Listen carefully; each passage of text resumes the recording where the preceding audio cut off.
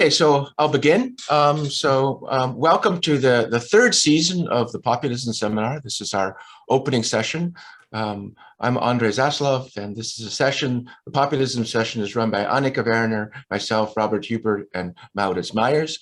We're absolutely thrilled to kick off our third season with, and I've been debating whether I should use this word. I don't want to offend anybody. The classics. I mean, we have three. We have three of the original and most prolific scholars within the field of populism and the radical right. So we're extremely excited to begin the session with these three scholars.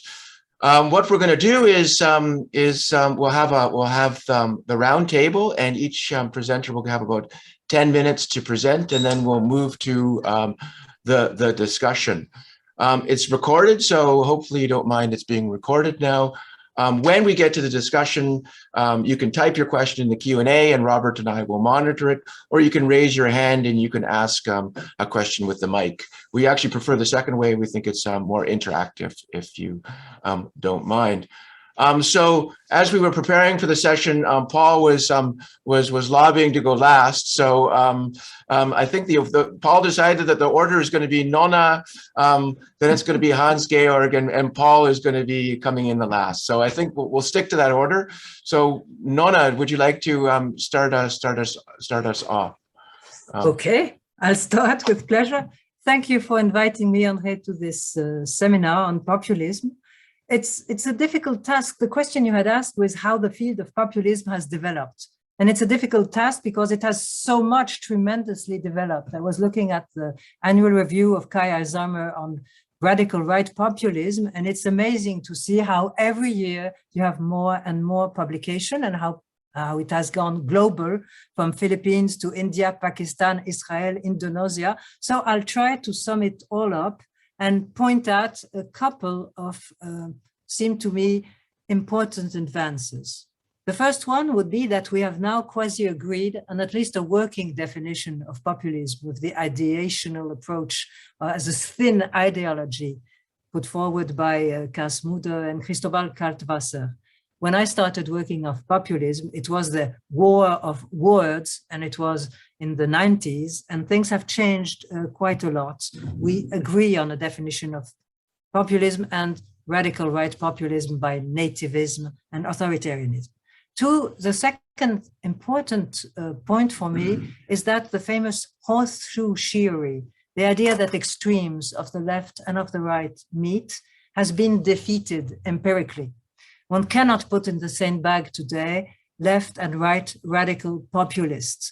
There's the seminal work by Matisz Rugin and his team, and they show clearly that ideologically and sociologically, left-wing and right-wing radical populists are really different. They are ideologically different. Those who are extremely on the left, they position themselves on the left, and on the right, they position themselves on the right. On the left, they are not at all anti-immigration. They are altruistic. They are in favor of solidarity, while on the right, they are anti-immigrant, authoritarian, anti-egalitarian. And sociologically, there's a basic difference, the key variable, it's education. The less you're educated, even though they are university teachers who joined the National Front or the National Rally, but the lower your level of education, the higher the probability that you'll support a radical right populist party. And while at the other side, the extreme left populists have a higher than average level of education. So that's, for me, is a first point. The third point, would be the work on the radical right gender gap.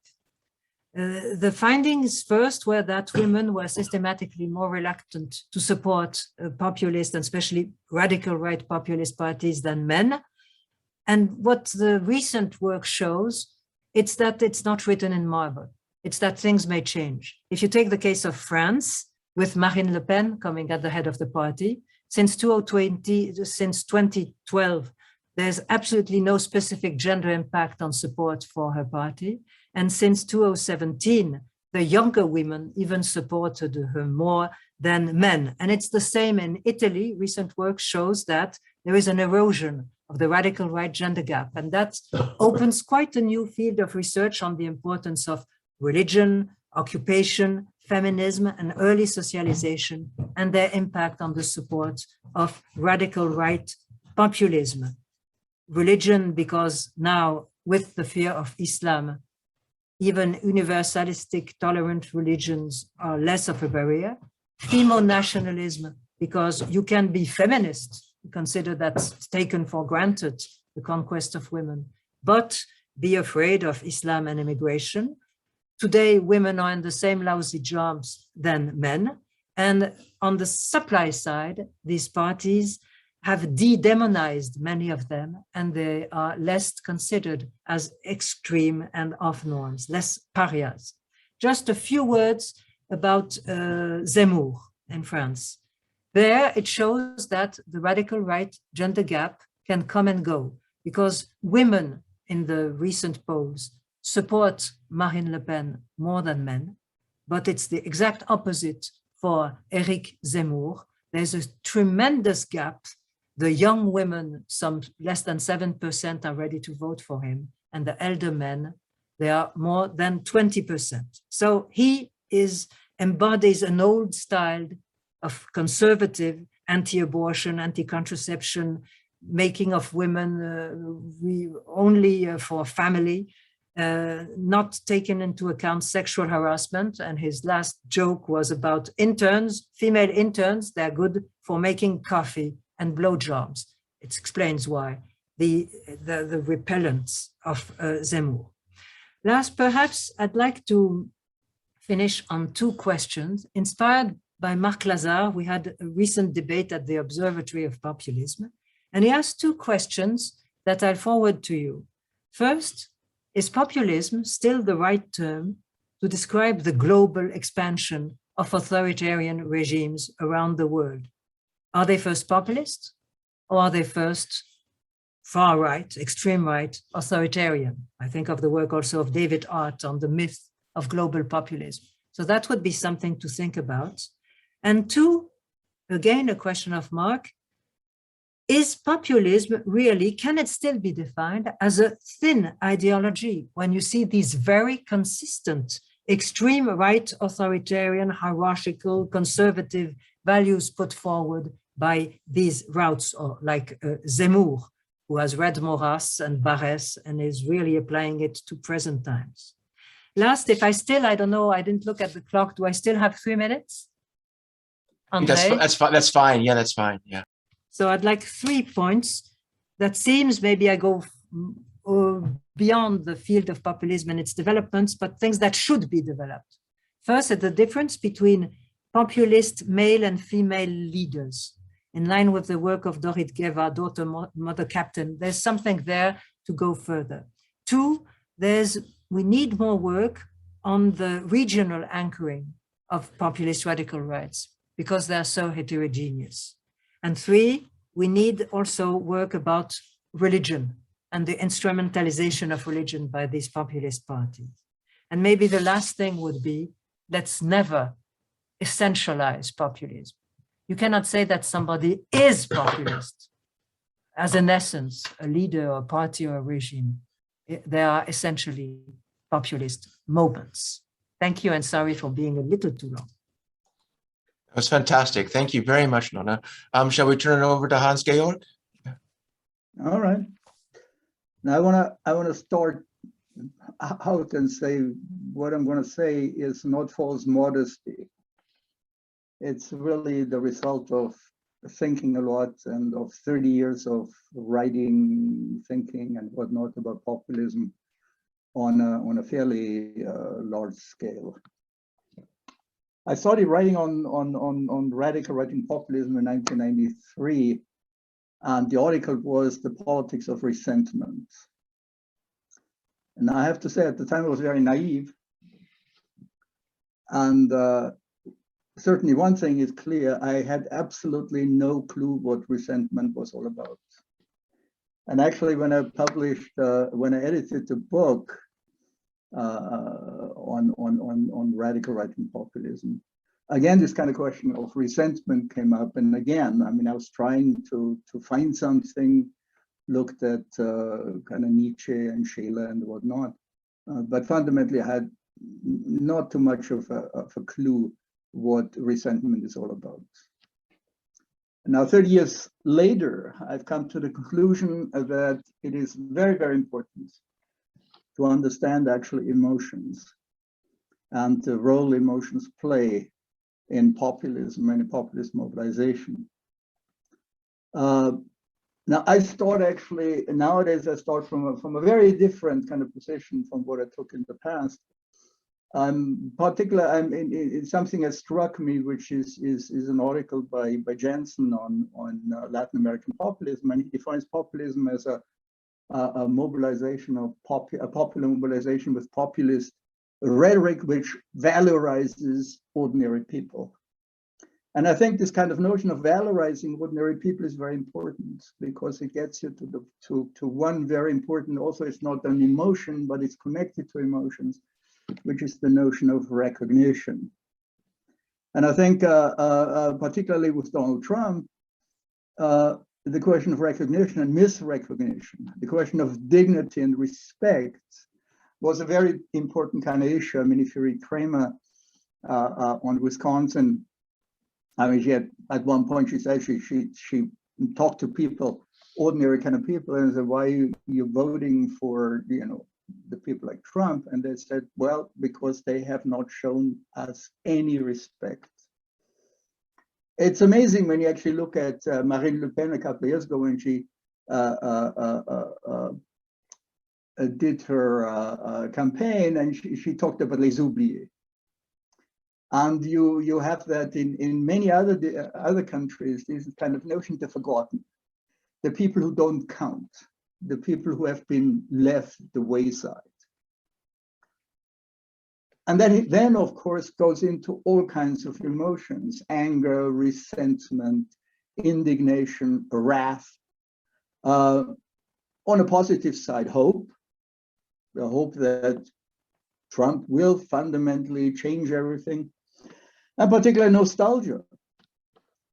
I mean, it's amazing how nostalgia props up all over the place. I mean, Nonna mentioned Zemmour. I mean, I read, there was one interview, he didn't ask him what's the best, you know, kind of time. He's like the 1960s, I think.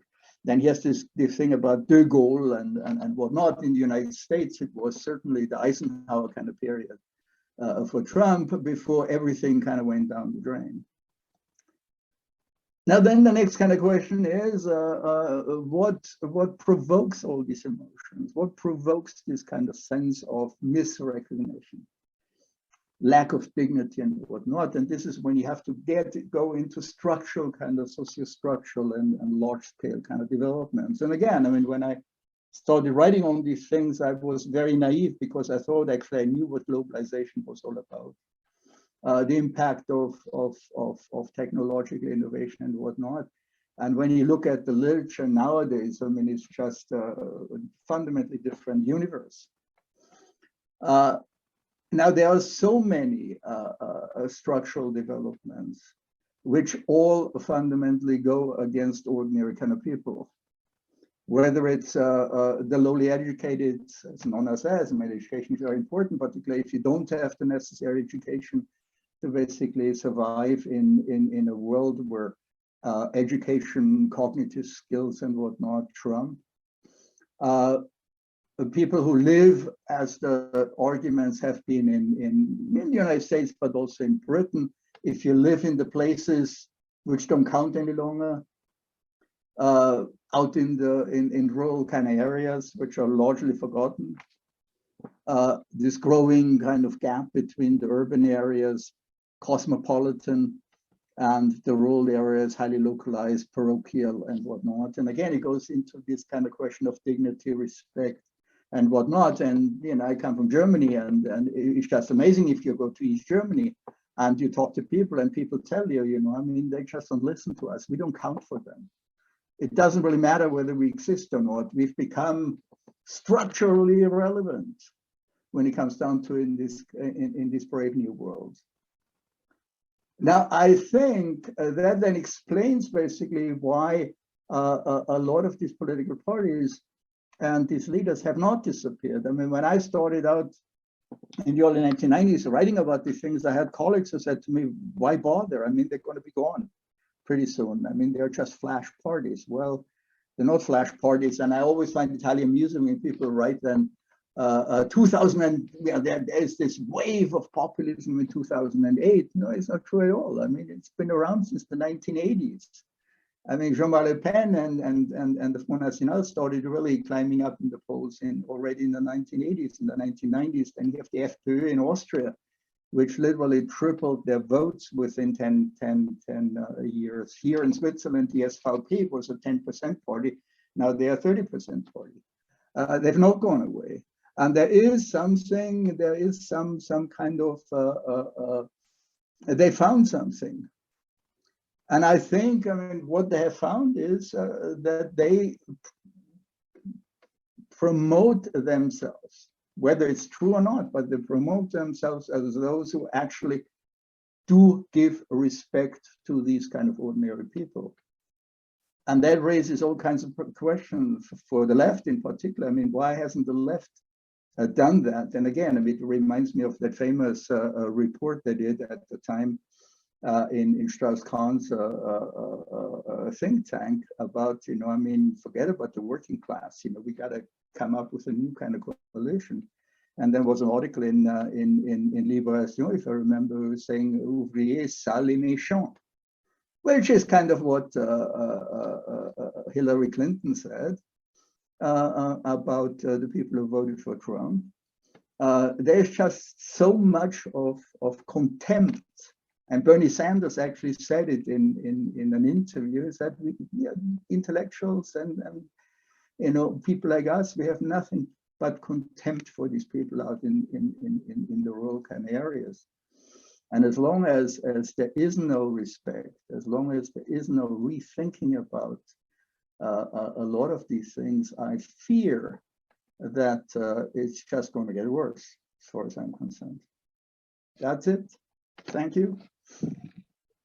Thank you very much, Hans-Georg. And then last but not least, Paul, do you want to finish us off? Sure, finish you off. Yeah, I think, let me try and put what I'm saying into context. I'm going to talk a little bit about what's changed, what we're still getting wrong, and what our opportunities are. Those are the three things I really want to focus on. When I started doing populism, I was a PhD student in the United States, and the department I was in had two kind of specializations. One was Europe and one was Latin America. And I was there 89 to 92, I think, something like that period, the collapse of Eastern Europe.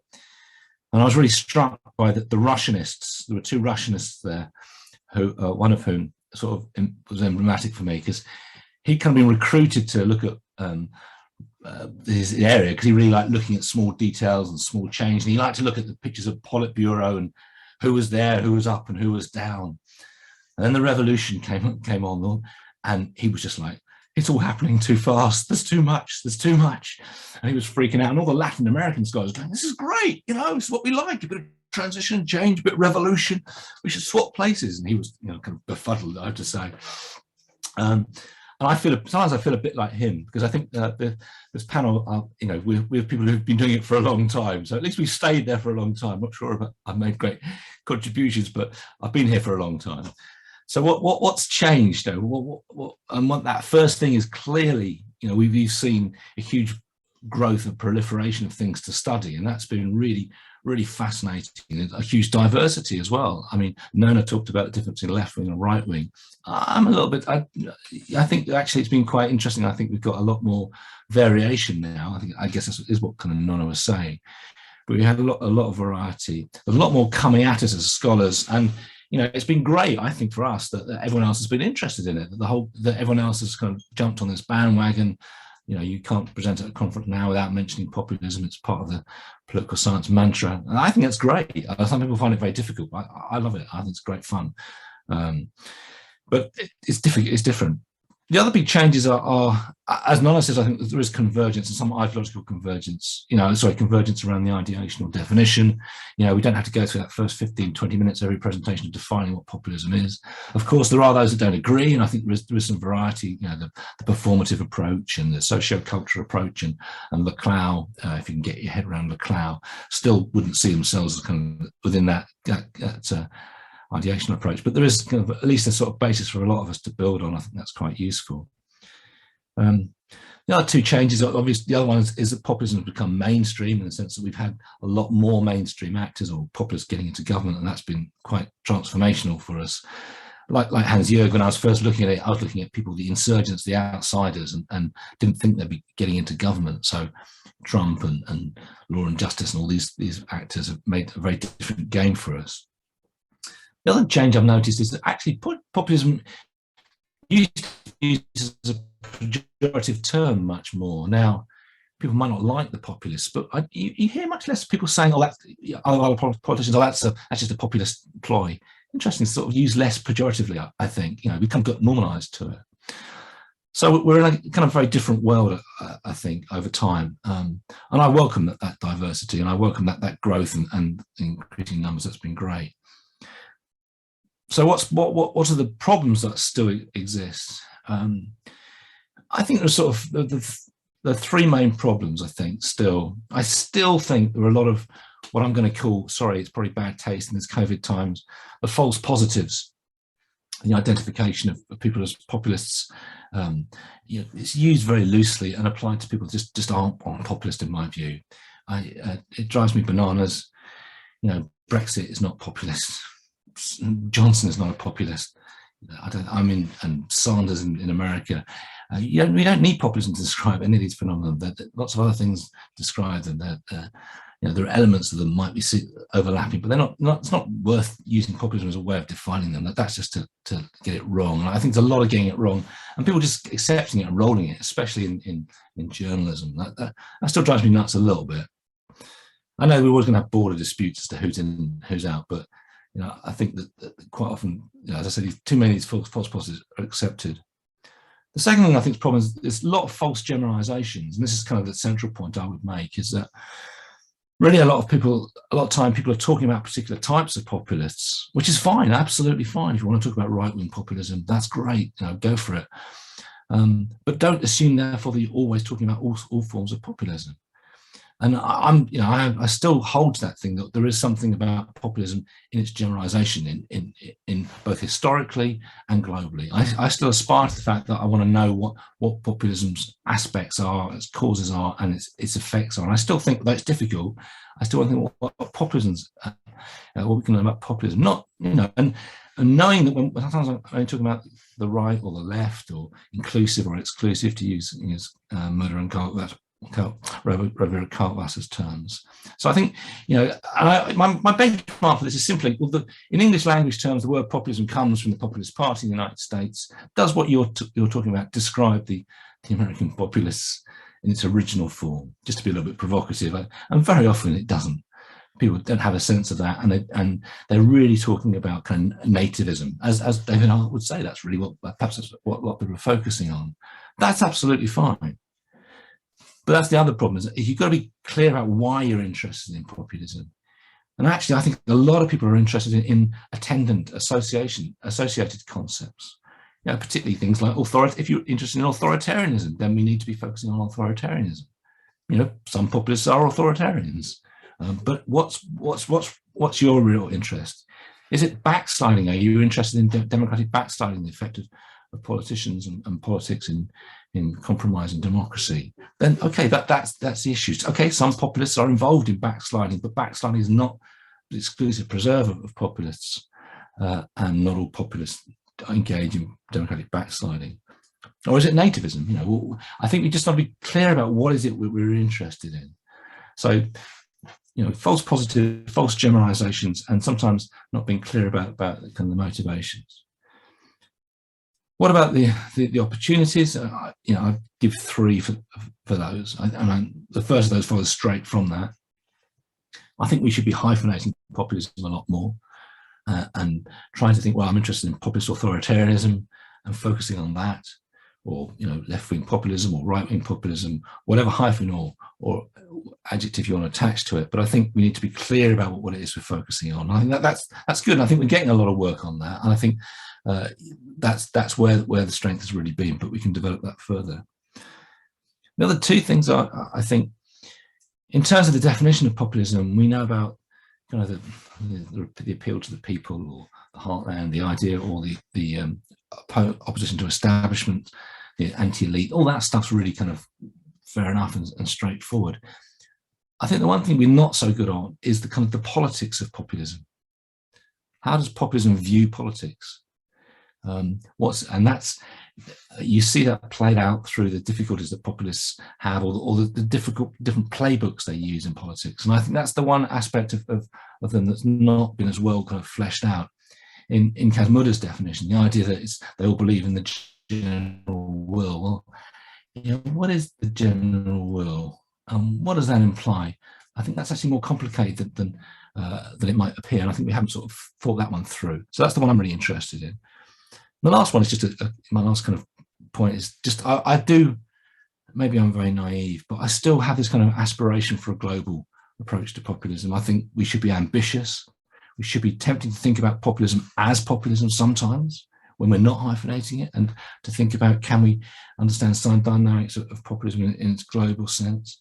I think the discipline encourages us to not do that, because it encourages specialization and regionalization, which is natural, but I still aspire to having a kind of global sense of populism, and to sometimes thinking, does this apply broadly? I'll just finish with one simple point. Much like my Russianist in my old department, I'm sort of slightly gratified in a way to see that now people are analysing Russian politics have kind of resorted back to that kind of Politburo, looking at the imagery, looking at Putin. How long is his table? Who's he in? Looking at the imagery of how he's talked, he's actually quite impenetrable. So in a way, perhaps the people that you should bring back, some of the people who did the Politburo, that sort of Russianism under Soviet politics, and some of those skills might be still useful. But that's just a way of saying I'm still here, basically. Thank you very much, Paul. Thank you for 3 great presentations. Okay, I'm going to disappear, and I'm going to turn it over to Robert, who's going to lead our discussion. Okay. Absolutely. Also, thanks for my side. This is really amazing to hear your views on the field over the last decades. It's extremely insightful and interesting. So thanks a lot. To the audience, please use the Q&A function or raise your hand. I will open your mic so you can ask questions. We actually have one question already in the Q&A function by Gunnar, who asks Nonna more specifically whether you could elaborate a bit more on the regional component of the support of populist parties. You mentioned this in your talk, but could you elaborate a bit more why this is so important in your view? You want me to answer immediately? Yes, I think for now. Go ahead. The reason it's because I'm working on the French case at the eve of the elections. And it seems to me there have been a couple of very interesting recent PhD dissertations showing the local anchorage of the party and showing tremendous difference from one local anchorage to the other. And it seems to me it's at that level that we definitely need more ethnography, more complete work. And it's all the more important as the local dimension of the party is more important now, and that the anchorage has changed. Till 2020, the support for the party of Jean-Marie Le Pen was higher as the size of the town got bigger.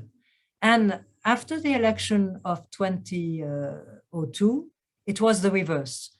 The National Front at the time started thriving in middle-sized towns and now in rural areas. And there you definitely see that you must take into account the local reality, how they are accepted or not. Do they have a party organization or not? And I'm thinking, for instance, of the work, comparative work of an ethnograph, which is Elisa Belle, and she's comparing the anchoring of the party in a small town in the southeast of France, a middle-sized town, and in Italy. And that's where we really are going to know if radical right-wing populism is going to last or not. In fact, I think you can actually also all switch on the cameras, given that we're now more in the roundtable format in a way. So at the moment, I don't see any other questions, but I know that Andr has been, oh, there is one in the chat. Family, and I think this is a question for Paul. To what extent do you consider freedom populism, in quotation marks, as a distinct development of populism over the course of the pandemic? And if yes, how would you suggest studying populism in the pandemic? I think this also refers to a more recent article of yours, I guess. Okay, cool. Freedom. I'm not sure what freedom populism is, but I'm guessing that you're talking about the kind of the populism that has mobilized in favor, well, against kind of mask mandates and that sort of that kind of aspect. I'm not sure I have a good answer on the freedom populism. I've only published something with Andrea Pirro on populism before the pandemic, not during it, but I am currently working on a special issue looking at right-wing populists and the pandemic, and trying to look across the world, trying to do what I said, looking at Brazil and the United States and the response of French and Italian populists. Well, some of the people on this seminar at the moment. So, you know, I think, so I'll give a clear answer. First of all, I would say that I think we need to be thinking quite systematically, comparatively about how populists have responded to the pandemic. And if we do that, we see quite a lot of diversity, actually. I'm not sure that the populists in different places have framed it in the same way, but we shouldn't be expecting that. We know that, sorry guys, I still think it's thin-centred. The populism that's been mobilised will have different aspects to it. Therefore, we shouldn't expect some uniform response to it. But we've also seen real differences in how different populists in power have responded to it, you know, whether it's Brazil or the United States or whatever. You've seen real diversity, but it's been a real challenge to them. I think that the populists have a kind of current double whammy. They have the COVID pandemic has very much undermined the argument that national borders don't exist, because actually national borders have been used pretty effectively to have very different health policies. And secondly, it's revalidated expertise. You know, yeah, I mean, people, a minority don't like it, but most people are pretty happy to listen to epidemiologists in terms of what's going on. So you had that challenge to populism. And I think with the Ukraine war as well, I think there's a challenge to some populists, not all of them, about those that have taken a very pro-Russian stance, or have had sort of, say, borrowed money off Russian banks, for example. And I think that there's a real challenge for the populists out there. Going to the side a little bit and being in a certain way, not becoming the only in town. You know, I expect to see diversity in the responses to it, and that diversity tells you about the context, as it were. It tells you about the populists. Could I add something to Paul's answer?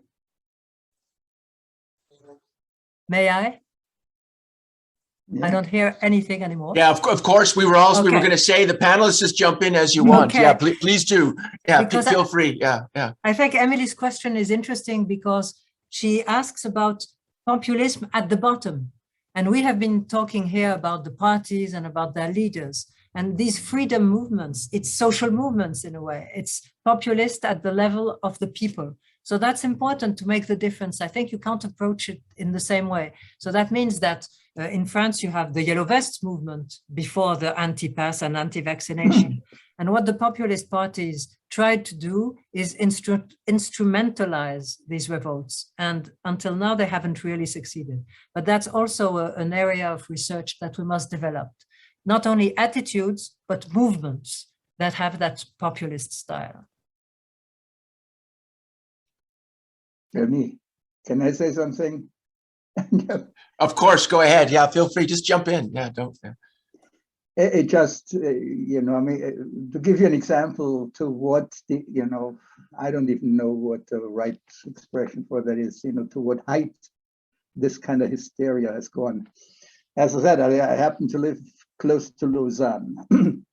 And last year, in the summer, one day, my wife and I were in Lausanne, and then we went down next little town, which is called Lutry.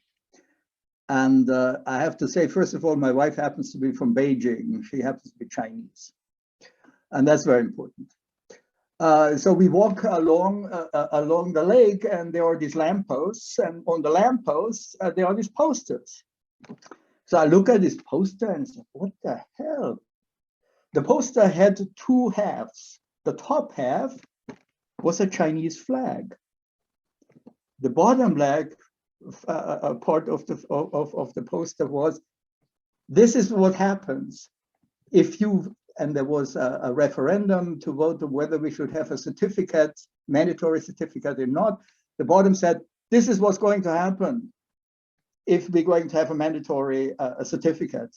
So I said to my wife, here, you don't have to go to China any longer. Next year, China is in Switzerland.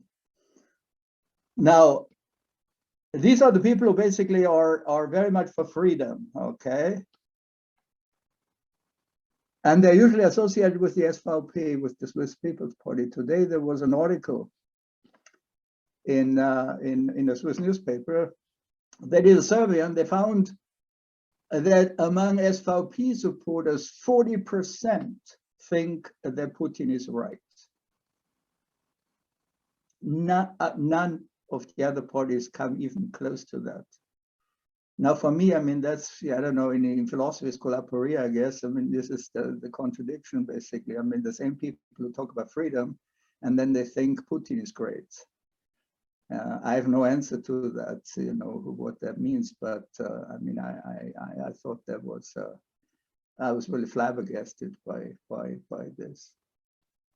And Blocher, who is the head of the SVP, basically has come out and defended Putin.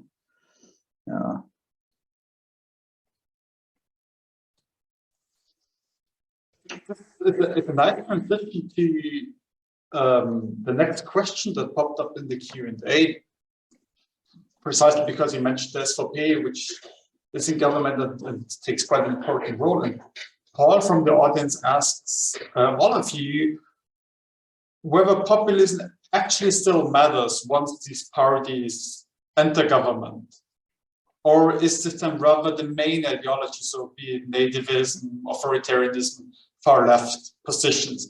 What is your take on this? Does this even matter when these parties govern or not?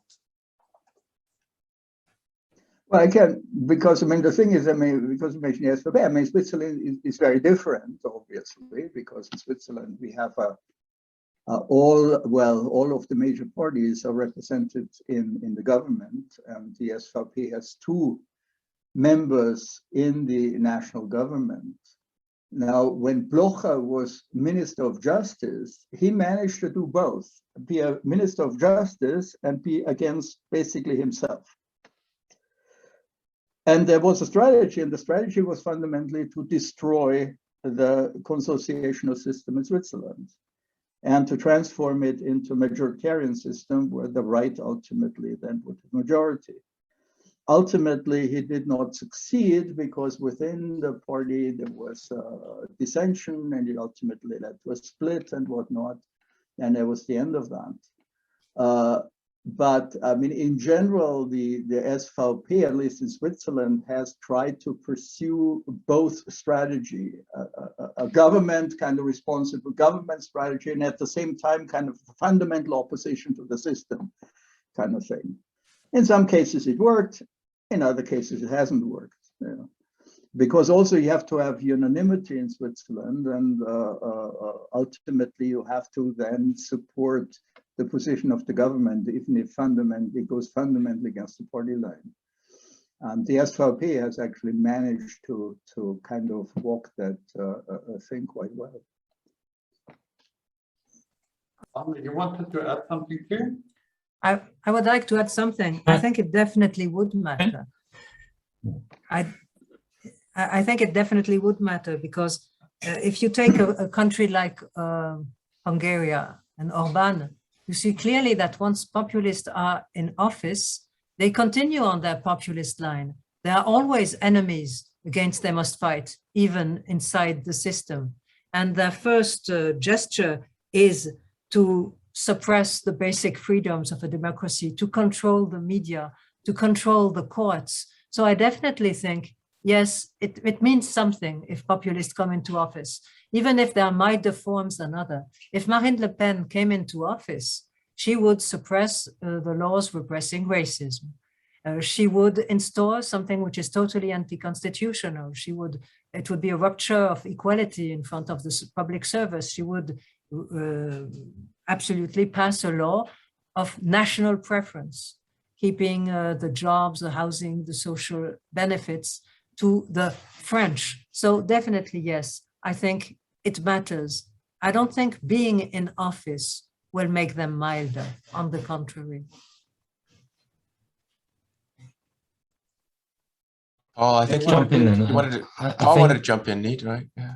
Yeah, can I just say, I mean, I've got a very similar answer in some respects. I think populism does have a problem in government. Some would deny that, but I still think there's a tension there, which I think populism draws on. Well, anyway, it has a problem in government. It has got one of three strategies, and one of it, Paul, is to lose the populism. You essentially kind of become much more moderate, and you stop being a populist. You know, someone like Berlusconi, I would argue, kind of had that tendency. If you don't do that, then populists, it seems to me, have one of two ways to go. And one way is to change the institutions. And if you think comparatively here, think of the Latin American cases, you know, constitutional reform or Erdogan in Turkey, you actually reshape the institutions. That allows you to still be, I'm changing things, you know, it allows you to be oppositional, and it allows you to say, I'm delivering on my mandate. And obviously you kind of change them in a way that favors you and undermines your enemies. So you can engage in institutions. But what's interesting to me is the third strategy is exemplified by Trump, because actually Trump couldn't change the institutions, and Bolsonaro similarly can't change the institutions, it seems to me. So actually they behave like they're an opposition. So actually you behave in government like you're fundamentally opposed to everything, and almost like you're not kind of, you know, you're not in government, but you are in government. Like the SVP, Hans-Georg said that about the SVP, you know, and that's what's quite interesting. So in those two cases, changing institutions, that really matters, and that obviously links to democratic backsliding. You might want to think about that with Orban, but that's about attacks on civil society and the media and so on. But actually, I'm really struck by populists who it really matters when they stay in power, because they do what Trump did. And what did he do? He acted like a populist. He achieved almost nothing, you know, in policy terms. You know, it was a cataclysmic moment in many respects, but he didn't actually change institutions. So, you know, I suspect we could see Trump in power again. I think you might get this kind of cycle of you know, Biden as kind of established politician coming in and fostering, if you like, frustration in the institutions, and get another populist in, maybe Trump again, and he just bashes it about. And then you know, you kind of have this sort of cycle. So yeah, the populism does matter in those two cases, but not in the first. I think you do see some populists moderating their position, their populism. Thanks. As there are no new questions from the audience, I know that Andr has been extremely eager to ask a couple of questions. Well, I have a bunch of questions. Well, thanks for the great presentations. I'll try to keep it to a minimum. I kind of have one question for each of you, and you can answer them as you like or jump in. I mean, for Nonna, I was really intrigued what you said about the changing in support in relation to gender, and I was wondering if you had an explanation or a hypothesis of why that might be. And then I was also thinking about, you know, what you said that it wasn't uniform, and in the sense, and there's some kind of hang on to their old male characteristics. And I was wondering, you know, we know that there's some research that's been done on risk taking in these kinds of things, and I'm wondering if it has to do with sort of mainstreaming or something like that. I don't know, risk taking differences between genders. For Paul, I was really intrigued what you said about what did you say now, about politics, the relationship to politics and populism, and I kind of wanted to push you on that, because I was wondering, I mean, why? I mean, but I think that's really interesting. I wonder, do you think you're getting into the core of what populists believe about representation or democracy by focusing on that? I don't know. And then for Hans-Georg, I had two questions. I totally agree. I think what you said about what your work on resentment, yeah, it's, and then I think the power of emotions, but the way you explained it, I can think about recognition. I think you're completely dead on. So do you think in some sense, I mean, maybe it's an unfair question, but is it almost that emotions and these kinds of sentiments are even more important than the ideology itself or something like that?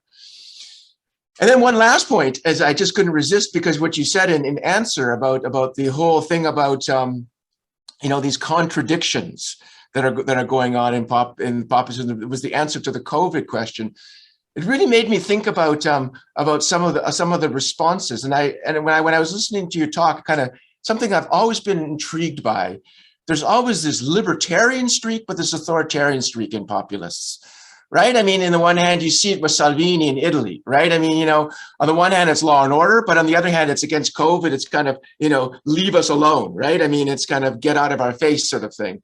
And on the one hand, that could be a contradiction, but I wonder maybe not. Maybe if we tease that out, we can actually understand more what the populists are about and why they're so attractive or something like that.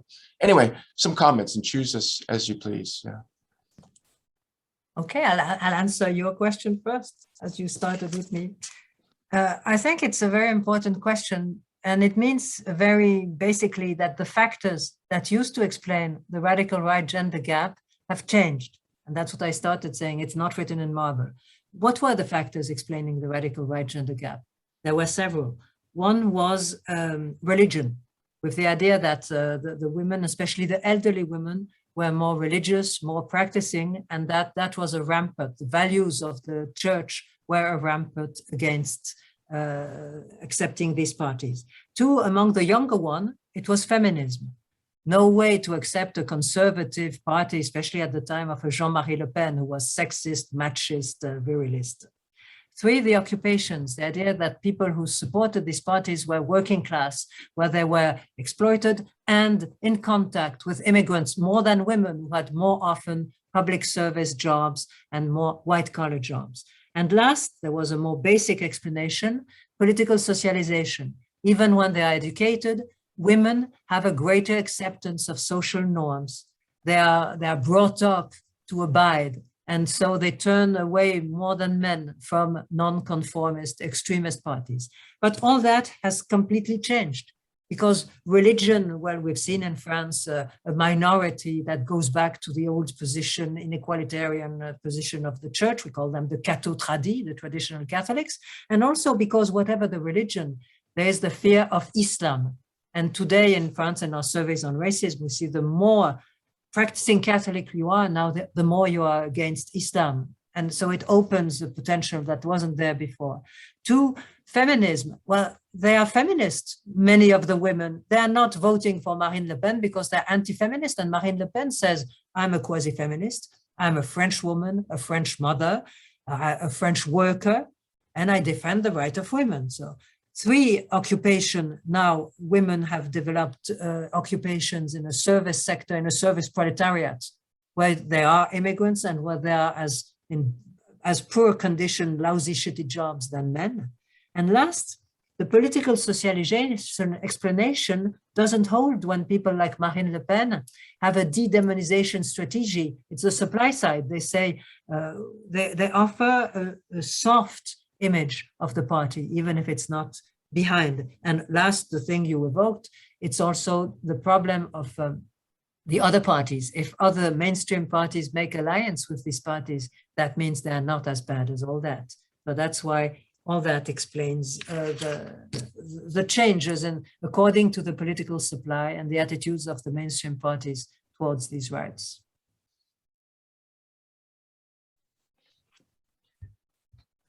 Shall I go next then and respond to what you said? I mean, I think you asked me why does it matter to consider the politics of populism? And I'll give you two simple reasons.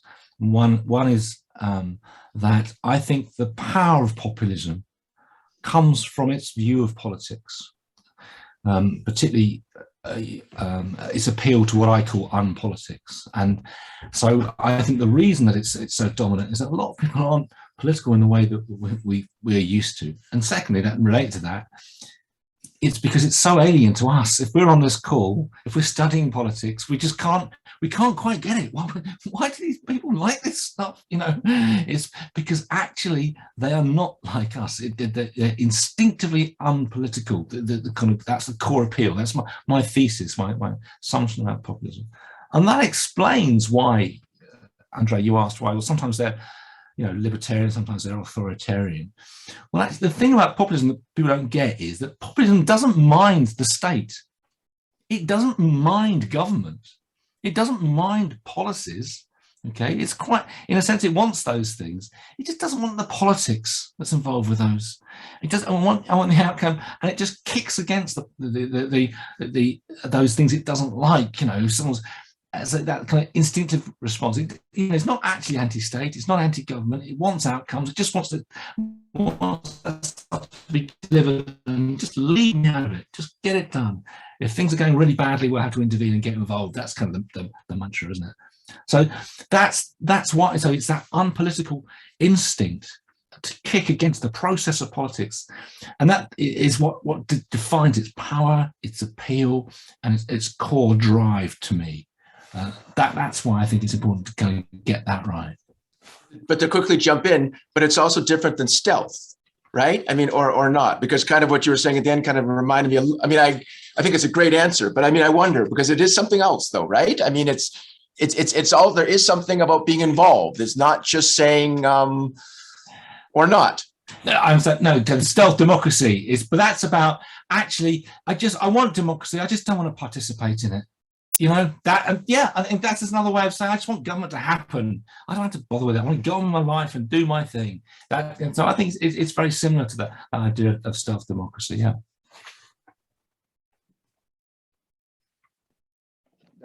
Okay. Go ahead, Hans-Georg.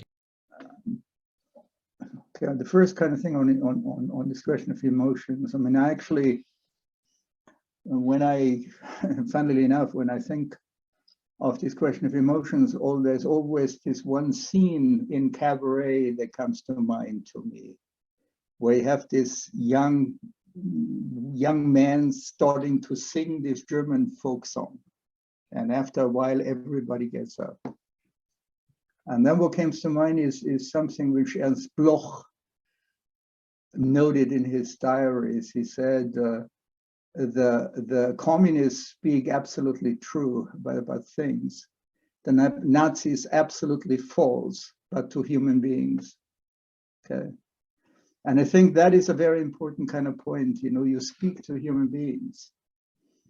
Now, you know, the question is not for me, you know, whether, you know, I mean, a Donald Trump or whatnot, you know, I mean, whether they mean it or not, it's how it's being received. You know, and if you actually read some of the speeches he gives, he addresses, you know, I mean, people at a very gut level. You know, it's kind of like this: I feel your pain, in a sense which comes from a different kind of context, but this "I feel your pain" kind of notion. And I think there's a lot to that. This "I feel your pain," because there are a lot of people who feel a hell of a lot of pain. And you have a lot of politicians who not only ignore it, but they basically tell people, no, you don't. And if you do, you shouldn't. And you shouldn't because, you know, I mean, the world is going in the right direction. You know, unfortunately, you kind of have fallen to the wayside. And that is, I mean, the more when you think along these kind of lines, the more you detect, you know, these kind of things, which goes back, all the way back to the American populists. I mean, you read the first big statement of the American populism and what they say, you know, or read Mary Lee's speech she gave where he said Wall Street owns the country. You know, I mean, they already appealed to all the resentment, to the anxieties, to the rage which the anger people had and whatnot, which you know, ordinary, I mean, the mainstream kind of politicians, they could care less about these people because they fundamentally didn't care about them.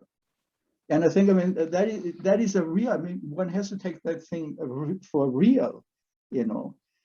Now that changes basically how you approach populists in power. Mm. I mean, I'm sick and tired of this kind of notion, you know, they're all bad, you know, blah, blah, this kind of stuff. No, you say here, okay, the Lega Nord in northern Italy. They said if we come in government, then this country is going to be transformed into a federal country. Until today, Italy is not a federal country. Trump came became president and said, I'm going to build a wall and the Mexicans are going to pay for it. He didn't build a wall. I mean, first of all, he anyway didn't build a wall, but the wall was not built. And certainly the Mexicans didn't pay for it. Okay. Now, interesting enough, I mean, that brings me to something which Nonna said, you know, about women. I mean, one of the most amazing things is that Trump got a lot of support from women. And actually, Clinton was irate, and all the feminists were irate because they thought all these women were traitors. 2 points on that. One is to think that only because you have a woman candidate, women would automatically vote for the woman is totally ludicrous. I mean, you know, I mean, there's a hell of a lot of literature on intersectionality. You know, I mean, and women come in all different guises, as do men. Now, on the Trump kind of thing, it was fundamentally evangelical women who voted for him because why? They didn't care about the wall, you know, down by the Mexican border.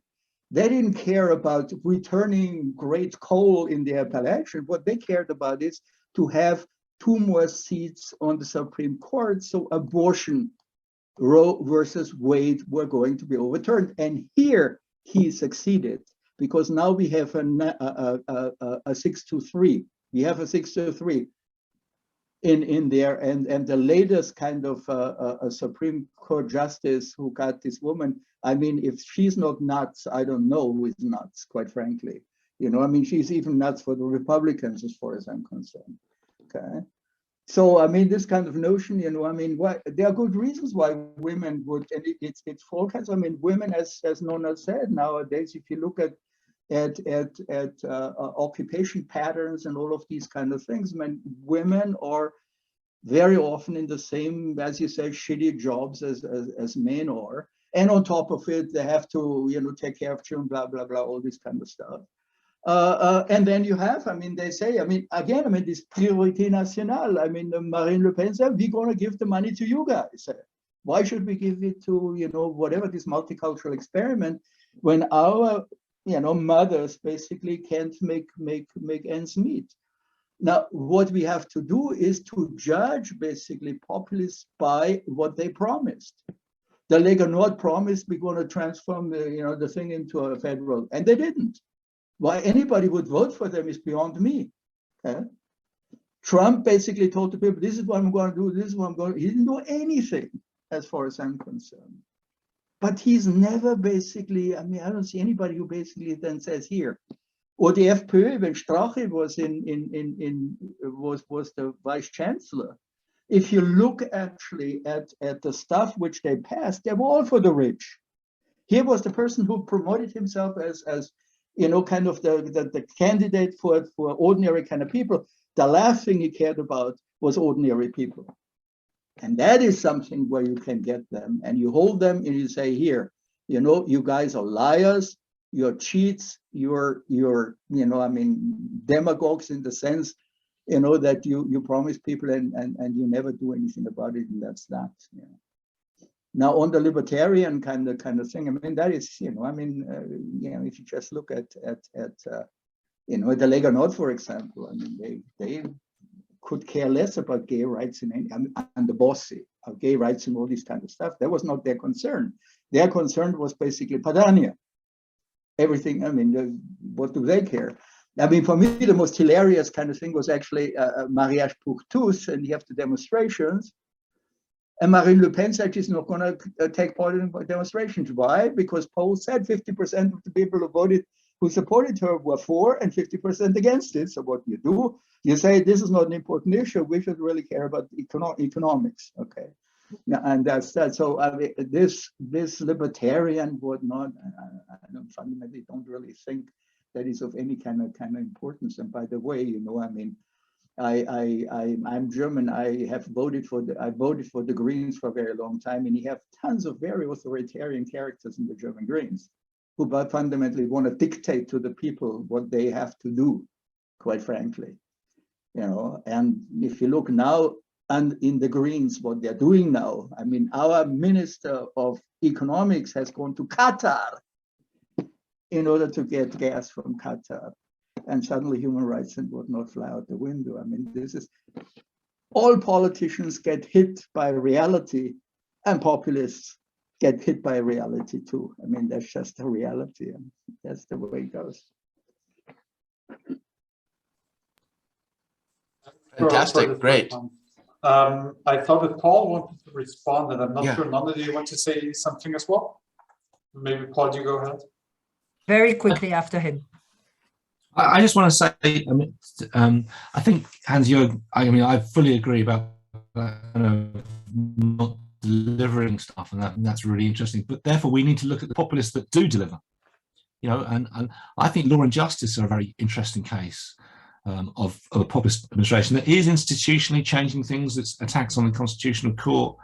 And also is delivering support, getting support, and combining basically a left-wing populism of economic goodies, you know, favouring those with children, you know, with a kind of cultural right-wing agenda. So it's attempting to look at the kind of the car wrecks of populists in power, which I think are Trump and maybe Leganor or something like that, or the League. But just look quietly at the ones that are really delivering and maintaining their support. That's the one. I think that's the really interesting developments for populism. Okay, I'll just add a comment on Paul and Hans-Georg. The first one, I think there are politics of populism, but it's what Guy Hermet used to call the politics of impatience. They don't have the time. They want things immediately. They don't care. They don't want to go through mediation, everything now. So that's a kind of a dream of politics, but that's a form of politics. The second, emotions. There's a very interesting work by George Marcus and Pavlos Vassilopoulos showing what emotions help votes for these parties. And it's not fear, it's anger. And that's interesting because there's really something going on there in the emotional records. 3, women in the US, those who supported Trump, it's white women. If you look at the Black women, and that's where intersectionality is so important, they were massively against Trump. So there's something there. And the last thing, I agree that libertarianism is definitely not the predictive variable. If you make a nice statistical analysis, the only attitudes that account, all things equal, for support for Marine Le Pen in the 2 last elections is position on the left-right scale, being anti-immigrant, being anti-Europe, and neither cultural liberalism nor economic liberalism add anything to the model.